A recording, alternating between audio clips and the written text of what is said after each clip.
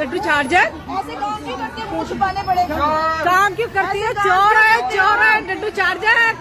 ये देखो इमरान खान साहब, ये देखे, ये वहाँ पर बड़ी बड़ी तकरीरें सर पे दुपट्टे रखती है। यहाँ देखे इसको लंदन में है गुची नहीं गुची का बैग इसने पकड़ा हुआ है।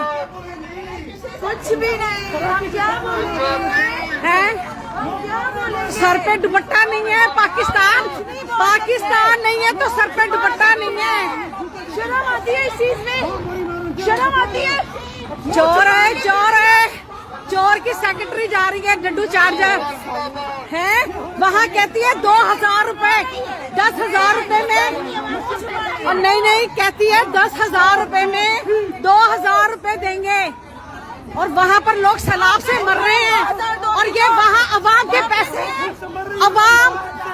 के पैसे से यहाँ ऐश कर रही है। ये पाकिस्तानी गरीबों का खून चूस के यहाँ फिर रही है लंदन की सड़कों पे चोरनी, और हमें कहती है ओवरसीज पाकिस्तानियों को कि हम लोग सपोर्ट करते हैं, हम इमरान खान को करेंगे, वो हमारा वजीर आजम है और रहेगा।